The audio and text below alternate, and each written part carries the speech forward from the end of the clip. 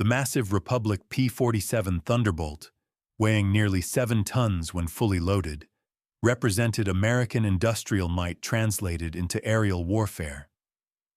Unlike the sleek fighters European nations produced, the P-47 was built like a flying tank, massive, powerful, and nearly indestructible.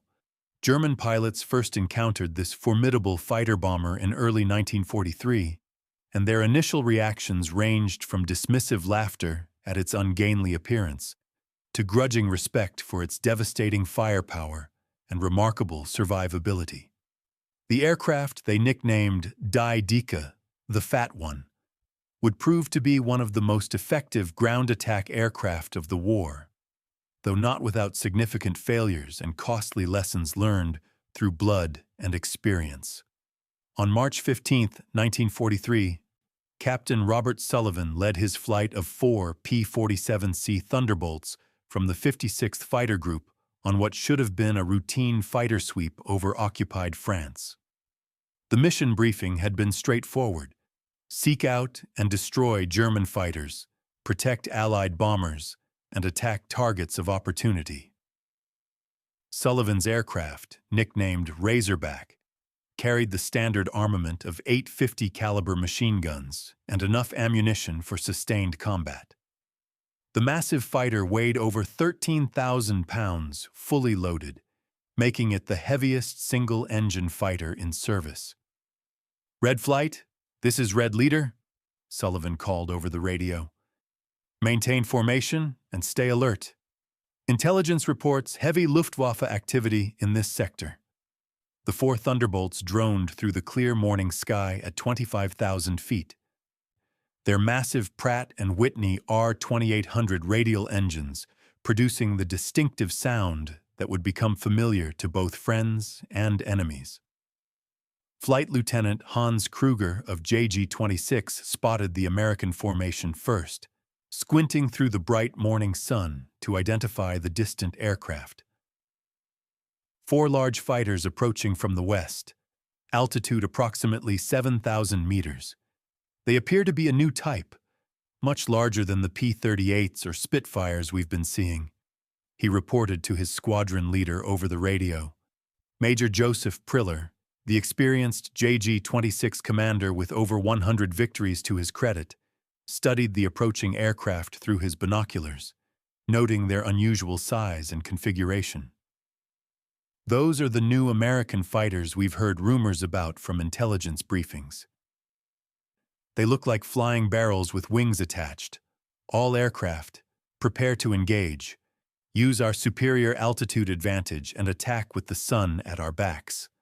The 12 Focke-Wulf 190s of JG-26 positioned themselves for attack, taking advantage of their superior altitude and tactical position.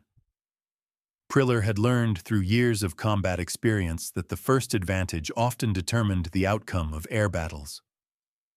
"Remember," he transmitted to his pilots, "these are new aircraft with unknown capabilities. Be cautious, but aggressive. Hit hard and break away cleanly." The German formation climbed slightly to gain additional altitude advantage, spreading out to attack from multiple directions simultaneously. The engagement began disastrously for the inexperienced Americans. Sullivan's flight, flying their first combat mission in the new P-47s, failed to maintain proper formation spacing and situational awareness that experienced pilots knew were essential for survival. "Bandits! 12 o'clock high!" Sullivan shouted into his radio microphone, but it was already too late to react effectively. The 190s dove on the scattered Thunderbolts with devastating precision, their experienced pilots exploiting every tactical advantage.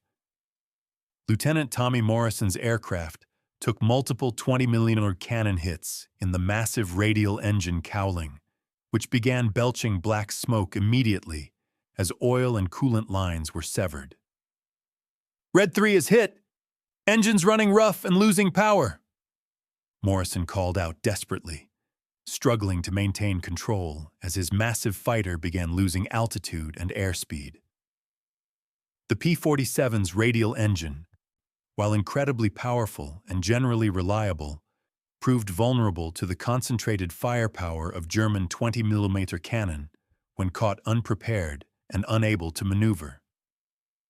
Unlike liquid-cooled engines that would seize immediately when their cooling systems were damaged, the air-cooled R-2800 could continue operating for a limited time, even with significant damage. But multiple cannon hits had destroyed critical engine components beyond the engine's legendary durability. Captain Sullivan attempted desperately to rally his scattered and confused flight as the German attack pressed home with professional efficiency. "Form up on me. We need to support Red 3 and get out of here." But Priller's attack had achieved its tactical purpose. The American formation was completely broken, and individual aircraft were now vulnerable to concentrated follow-up attacks. The Germans had learned through years of combat that breaking enemy formations was the key to success. Isolated aircraft were much easier to destroy than mutually supporting formations. Kruger pressed his attack on Morrison's damaged and smoking Thunderbolt, firing carefully aimed bursts from his 4 20mm cannon and 2 13mm machine guns. "The American fighter is incredibly heavily armored," he reported to his squadron leader while continuing his attack. "It's absorbing tremendous punishment, but somehow still flying. I've hit it multiple times with cannon fire that should have destroyed it immediately." Morrison's P-47 demonstrated the legendary ruggedness that would become its hallmark, continuing to fly despite multiple cannon hits that would have destroyed lighter European fighters instantly. However, legendary ruggedness alone couldn't overcome tactical inexperience and poor situational awareness. Lieutenant James Parker's aircraft, nicknamed Thunderchild, made the fatal mistake of attempting to turn fight with the more maneuverable German fighters, exactly what P-47 pilots had been warned never to do in training, but often forgot in the stress of first combat. "I can't shake this guy," Parker called desperately as Oberleutnant Klaus Fischer stayed glued to his tail through turn after desperate turn, the German pilot patiently waiting for the perfect shot. The P-47's massive weight and size made it significantly inferior in turning combat against smaller, lighter fighters, and Fischer methodically positioned himself for the killing shot while educating his wingman. "The American pilot doesn't understand his aircraft's limitations," Fischer observed calmly to his wingman over the radio. "He's trying to outturn us instead of using his aircraft's speed and diving advantages. Watch how I position for the shot." A long, carefully aimed burst from Fischer's cannon found critical components in Parker's aircraft, and the P-47 exploded in a massive orange fireball, taking the young American pilot with it and leaving debris scattered across the French countryside. The failed mission continued its downward spiral as Sullivan desperately attempted to escort Morrison's heavily damaged aircraft toward friendly territory. "Red 3, can you maintain altitude?" Sullivan asked with growing concern.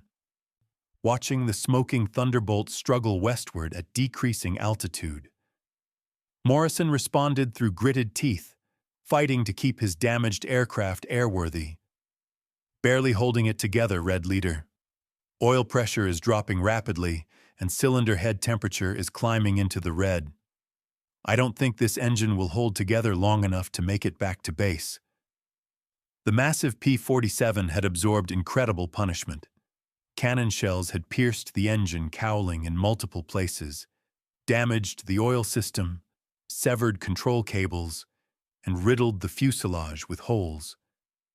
Yet incredibly, the aircraft continued flying, demonstrating the robust construction philosophy that would become its greatest asset. German pilots observing the damaged American fighter were genuinely impressed, despite being enemies. "Look at how much battle damage that aircraft has absorbed and is still flying," Priller commented admiringly to his pilots over the radio. "Any other fighter we've encountered would have gone down immediately from that much damage. The Americans have built something special. The P-47's ability to absorb punishment was already becoming legendary among both sides after only a few encounters. Major Gerhard Schöpfel, another highly experienced German pilot with over 40 victories, noted with professional interest, "These new American fighters are built like flying fortresses. Our 20mm cannon hits that would destroy a Spitfire, Hurricane, or Mustang instantly barely seem to affect them significantly." This observation would prove prophetic. The P-47's reputation for survivability would become one of its greatest tactical and psychological assets in the ground attack missions, where it would ultimately excel. Pilots who knew their aircraft could bring them home despite severe combat damage fought with greater confidence and effectiveness, while enemy pilots learned to respect the Thunderbolt's ability to absorb punishment that would destroy other aircraft. Morrison's aircraft finally succumbed to its extensive damage over the English Channel, the massive R-2800 engine seizing completely as the last of its oil leaked away. "Red Leader, I'm going down." "Engines completely finished," Morrison reported with remarkable calm as he prepared for a water landing that would likely be fatal in the cold March waters. Sullivan circled overhead helplessly, watching his wingman's aircraft hit the frigid waters with a tremendous splash. "Red 3 is down in the channel, transmitting position for air-sea rescue." The mission that had begun with such confidence and high expectations ended with 2 aircraft lost, 1 pilot killed, 1 missing and presumed dead, and absolutely nothing accomplished. The failure highlighted the steep and expensive learning curve American pilots faced against experienced German opposition. Back at their base near Paris, JG-26 pilots conducted their standard post-mission debrief, analyzing the encounter with the new American fighter type. "It's definitely a formidable aircraft from a technical standpoint," Priller told his intelligence officer, making detailed notes for his combat report. "Heavily armed with 8 machine guns, well protected with extensive armor plating, and remarkably fast in a dive." But the pilots seem completely inexperienced in combat tactics, and the aircraft itself is much less maneuverable than anything we've previously encountered. Technical Sergeant Franz Weber, a skilled aircraft mechanic and technical analyst, examined the scattered wreckage of Parker's P-47 that had crashed in occupied France, taking detailed measurements and photographs. "The construction is absolutely remarkable," Weber reported to his superiors after completing his detailed technical analysis. "Much heavier construction than any European fighter, with extensive armor plating around the cockpit and engine compartments. The armament installation is devastating. 8 50-caliber machine guns with enormous ammunition capacity, far exceeding anything we've seen in Allied fighters." Weber's examination revealed engineering approaches that differed significantly from German design philosophy. The Americans have clearly prioritized pilot protection, firepower, and structural strength over weight savings and maneuverability. Weber's detailed technical examination revealed both strengths and critical weaknesses from a German tactical perspective. The radial engine installation makes the aircraft somewhat vulnerable to frontal attacks, particularly if our pilots can concentrate fire on the engine cowling area. However, the aircraft can clearly absorb incredible amounts of battle damage and continue flying, something our pilots need to understand when engaging these fighters. The cockpit armor protection is superior to anything we've encountered in previous Allied fighters. This technical intelligence was immediately forwarded to Luftwaffe headquarters, where it joined rapidly growing files on American fighter capabilities and tactical recommendations for German pilots. "The Americans are clearly learning through combat experience," noted Oberst Hans Joachim Jabs, a senior Luftwaffe tactical analyst. but they're paying an extremely heavy price for that education. Their aircraft are technically impressive, but their tactics and pilot training need significant improvement. German intelligence officers began preparing tactical bulletins for distribution to operational fighter units, helping German pilots understand how to most effectively engage the new American fighters. 3 months later, the 348th Fighter Group attempted an ambitious and complex ground attack mission against heavily defended German railway yards near Cologne. Major Frank O'Malley, an experienced pilot transitioning from pure fighter missions to ground attack operations, briefed his pilots on the challenging operation during the pre-dawn briefing. "We'll approach the target at high altitude, dive bomb the main marshalling yards with our 500-pound bombs, then strafe secondary targets, including locomotives, rolling stock, and support facilities. Intelligence reports relatively light flak defenses, but we should expect determined fighter opposition from bases in the area." 24 P-47D Thunderbolts, each carrying a 500-pound general-purpose bomb under the fuselage center section, took off in the pre-dawn darkness from their base in England. The mission represented the continuing evolution of P-47 tactics from pure fighter operations to the multi-role fighter-bomber missions, where the aircraft would ultimately find its greatest success. Each aircraft also carried its full load of ammunition for the 850 caliber machine guns, providing devastating strafing capability after bomb delivery. However, German ground defenses had also evolved significantly through bitter experience and careful analysis of American attack patterns. Oberst Wilhelm Herget, commanding the comprehensive flak defenses around the vital Cologne industrial area, had carefully positioned his 88mm guns, 37mm automatic weapons, and lighter flak guns based on detailed study of previous American attacks. The American fighters always approach from the same general direction due to geography, he explained to his gun crews during their final briefing, and they fly predictable attack profiles because their pilots lack experience in ground attack operations.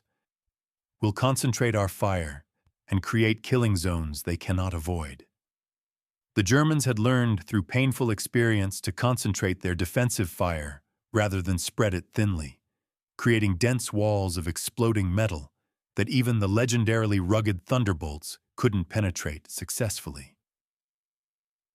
Herget had also positioned his guns to create overlapping fields of fire, ensuring that American aircraft attacking one target would be vulnerable to guns defending adjacent areas. As the formation of P-47s approached their primary target, the German defenses opened fire with devastating and precisely coordinated effect. "Jesus Christ, look at that flak barrage," shouted Lieutenant Mike Romano as hundreds of black bursts filled the sky ahead of the American formation. The concentrated German fire was far heavier and more accurate than intelligence had predicted, creating a wall of explosions that seemed impossible to penetrate. O'Malley pressed the attack despite the intense opposition. "Stay in tight formation. We're committed now." But the mission began falling apart immediately as accurate German fire found its targets with deadly precision. Lieutenant Bill Harrison's aircraft, nicknamed Hoosier Hotshot, took a direct hit from an 88mm shell that detonated just behind the cockpit, disintegrating the entire aircraft instantly in a brilliant orange flash. "Red 4 is gone," called his wingman, Lieutenant Dave Patterson, shocked by the sudden and complete destruction of his friend's aircraft. The psychological impact of seeing an aircraft simply vanish in an explosion affected the entire formation, with several pilots instinctively breaking formation to avoid similar fates. More aircraft fell rapidly to the intense German defensive fire as the attack continued. The P-47s, heavily loaded with bombs and flying predictable attack patterns dictated by the target layout, were far more vulnerable than in air-to-air combat, despite their legendary rugged construction. Captain Tom Bradley's Lucky Strike, lost most of its tail section to a near miss from an 88mm shell, the large fragments shredding control surfaces and severing control cables. "Mayday! Mayday! I'm losing control!" Bradley called desperately before his radio went silent as the aircraft entered an uncontrollable spin toward the ground. The mission that was supposed to demonstrate growing American air power and tactical sophistication was rapidly becoming a complete disaster, with German defenses proving far more effective and better coordinated than American intelligence had estimated. The concentrated flak fire was claiming aircraft faster than the Americans could deliver their ordnance effectively, and the survivors were becoming increasingly demoralized and scattered. Those P-47s that somehow survived the initial devastating flak barrage found their troubles were just beginning as they attempted to escape the target area. Major Gerhard Barkhorn's JG-52, one of the Luftwaffe's most successful fighter units, had positioned itself perfectly to intercept the American formation after its bombing run when the Thunderbolts would be most vulnerable. "Here they come," Barkhorn told his experienced pilots over the radio, heavy and slow after dropping their bombs and taking flak damage. "This should be relatively easy if we maintain discipline and coordination." The German fighters dove on the scattered and vulnerable Thunderbolts as they struggled desperately to regain altitude and speed after their disastrous attack on the rail yards. Lieutenant Hans Hartigs engaged Captain Jerry Sullivan's aircraft, immediately noting how the P-47's massive weight affected its performance when damaged and low on fuel. "The American fighter climbs very slowly when heavy and battle-damaged," he reported to his squadron leader. "Much easier to intercept and engage than when they're clean and undamaged." O'Malley attempted desperately to rally his scattered and demoralized formation as experienced German fighters pressed their attacks with ruthless efficiency.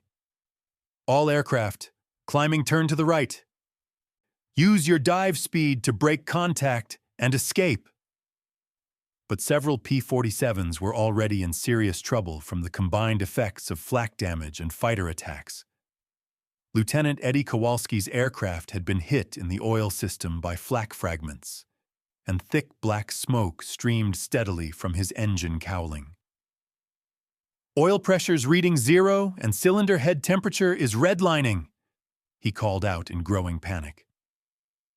The P-47's air-cooled radial engine could theoretically operate longer without oil than liquid-cooled engines, but even the incredibly robust R-2800 had definite limits when severely damaged. Kowalski's engine finally seized completely after several agonizing minutes, and he was forced to bail out over heavily defended enemy territory, where capture was almost certain. His parachute drift carried him directly over a German flak position, where soldiers were already waiting to take him prisoner. The failed mission starkly highlighted fundamental problems with early American P-47 ground attack tactics and intelligence preparation. "We're using completely wrong approaches," O'Malley noted grimly in his detailed post-mission debrief. "Flying straight and level into concentrated, coordinated flak defenses is essentially suicide, no matter how tough and well-built our aircraft are." The Americans would clearly need to develop entirely new tactical approaches that took full advantage of the P-47's inherent strengths, while minimizing exposure to increasingly sophisticated German defenses. Intelligence Officer Captain Robert Stone analyzed the disastrous mission results with growing concern for future operations. "We lost 6 aircraft and achieved minimal measurable damage to the assigned target. German defensive capabilities are clearly far more sophisticated and effective than our intelligence estimates indicated." The failure would force a complete reevaluation of American ground attack tactics and intelligence gathering methods. German analysis of the failed American attack provided extremely valuable intelligence about P-47 capabilities, limitations, and American tactical thinking. Hauptmann Werner Schroer, an experienced pilot and tactical analyst, examined wreckage from several downed Thunderbolts, noting specific vulnerabilities that could be exploited. The aircraft's large size makes it an excellent target for concentrated flak fire, he reported in his detailed technical analysis. And while individual aircraft can absorb tremendous damage, coordinated defensive fire will eventually bring them down. The key is forcing them to fly predictable flight paths where our defensive weapons can concentrate maximum firepower. This tactical intelligence was immediately distributed to flak units throughout occupied Europe, significantly improving German defensive effectiveness against subsequent American ground attack missions. German defenders learned to create killing zones that even the rugged P-47s couldn't survive, forcing American tactical evolution. Meanwhile, individual P-47s continued falling into German hands through various circumstances, providing opportunities for detailed technical evaluation. On April 8, 1943, Captain William Jenkins of the 78th Fighter Group made an emergency landing in a muddy field near Amiens after his engine failed completely during what should have been a routine patrol mission. German soldiers reached the crash scene before Jenkins could destroy his relatively intact aircraft, capturing both the experienced pilot and his valuable P-47C. "This is an excellent intelligence opportunity," observed Major Klaus Weber, the same Luftwaffe intelligence officer who had been involved in capturing and evaluating the P-51 Mustang. Another chance to evaluate American fighter technology under controlled conditions. The captured aircraft was carefully transported to the Rechlin Test Center, where German engineers could conduct the same type of detailed technical evaluation that had proven so valuable with other captured Allied aircraft. The captured P-47C underwent the same meticulous examination that all captured enemy aircraft received at Rechlin. Oberingenieur Hans Müller, who had previously evaluated the captured Mustang and numerous other Allied aircraft, was equally impressed by the Thunderbolt's robust construction and innovative engineering solutions. "This aircraft represents a completely different design philosophy from anything we've seen," he noted in his preliminary technical report. "Maximum structural strength and concentrated firepower, with less emphasis on maneuverability and fuel efficiency. It's genuinely built like a flying tank with wings." The German technical evaluation team was particularly fascinated by the P-47's massive radial engine installation, which differed significantly from the inline-cooled engines used in German fighter aircraft. "The R-2800 engine is genuinely remarkable," reported engine specialist technician Schmidt after completing his detailed analysis.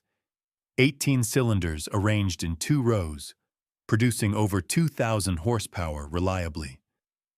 "The power-to-weight ratio is excellent for such a heavy aircraft, though the complete aircraft is much heavier than any of our fighter designs." The German evaluation team noted that the P-47's substantial weight, which significantly hindered maneuverability in air-to-air combat, actually provided important advantages in diving speed and stability as a gun platform for ground attack missions. "American design priorities are fundamentally different from German approaches," Mueller observed thoughtfully. "They clearly emphasize pilot survivability, maximum firepower, and operational range over pure maneuverability and climb rate." Test pilot Hauptmann Fritz Losigkeit conducted the first German evaluation flight in the captured P-47, reporting his detailed impressions to eager engineers, intelligence officers, and tactical analysts.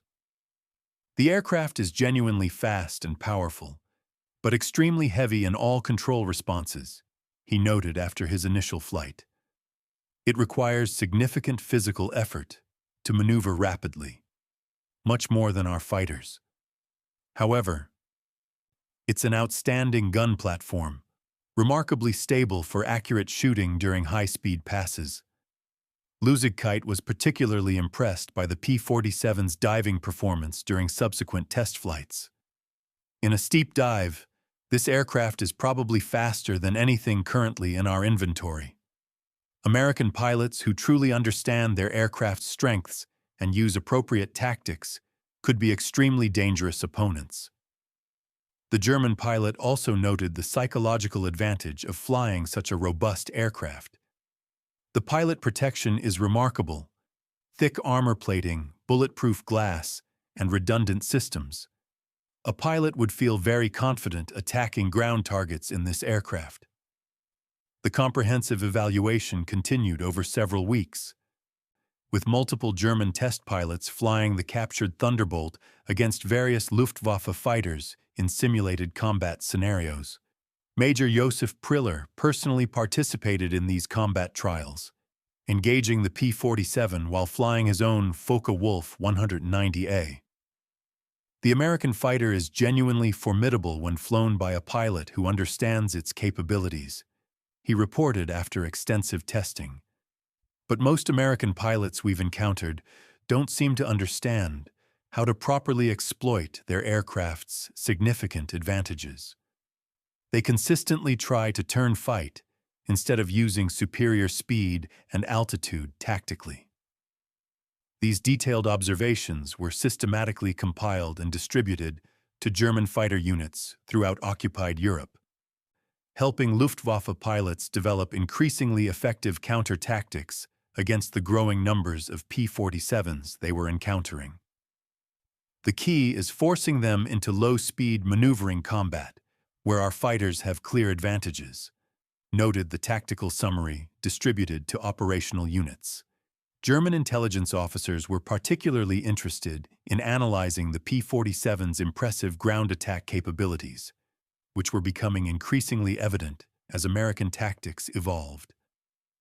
The aircraft could carry substantial external ordnance, bombs, rockets, napalm tanks, and additional fuel, while retaining its complete fighter armament of 850 caliber machine guns.